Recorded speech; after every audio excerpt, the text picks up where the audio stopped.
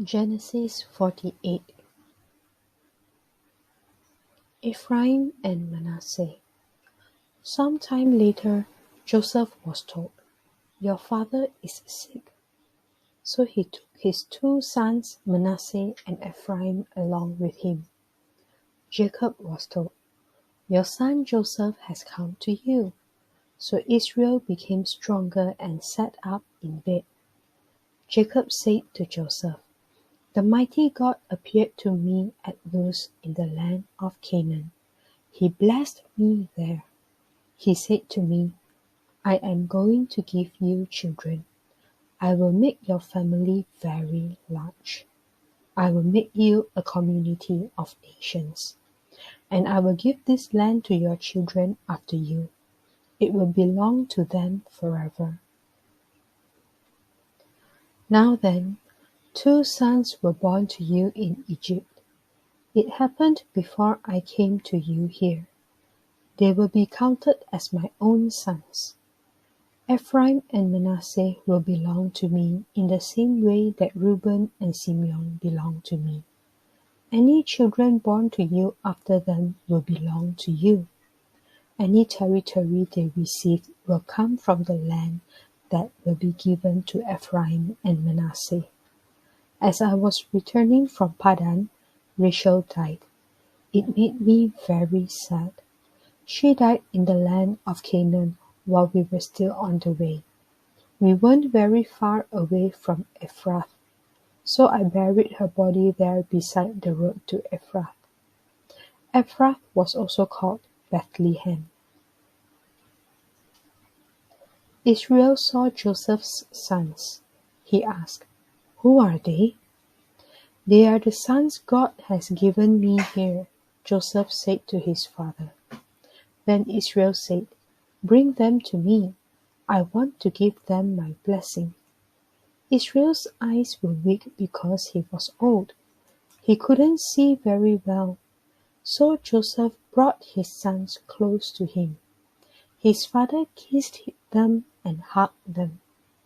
Israel said to Joseph, "I never thought I'd see your face again, but now God has let me see your children too." Then Joseph lifted his sons off Israel's knees. Joseph bowed down with his face to the ground. He placed Ephraim on his right, toward Israel's left hand. He placed Manasseh on his left, toward Israel's right hand. Then he brought them close to Israel. But Israel reached out his right hand and put it on Ephraim's head. He did it even though Ephraim was the younger son. He crossed his arms and put his left hand on Manasseh's head. He did it even though Manasseh was the older son. Then Israel gave Joseph his blessing. He said, "May God bless these boys. He is the God of my grandfather Abraham and my father Isaac. They walked faithfully with him. He is the God who has been my shepherd all my life right up to this day. He is the angel who has saved me from all harm. May he bless these boys. May they be called by my name.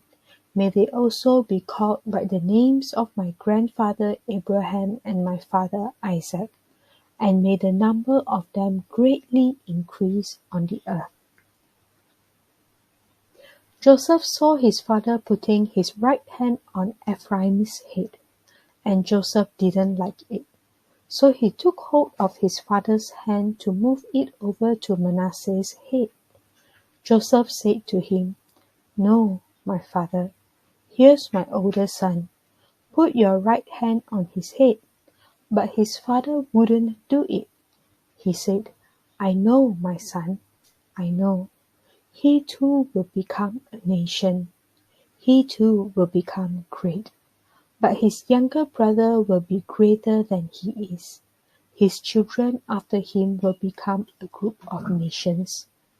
On that day, Jacob gave them his blessing. He said, "The people of Israel will bless others in your name. They will say, "May God make you like Ephraim and Manasseh." So he put Ephraim ahead of Manasseh. Then Israel said to Joseph, "I'm about to die, but God will be with all of you. He'll take you back to the land of your fathers. But to you, Joseph, I am giving more land than your brothers. I'm giving you the land I took from the Amorites. I took it with my sword and bow."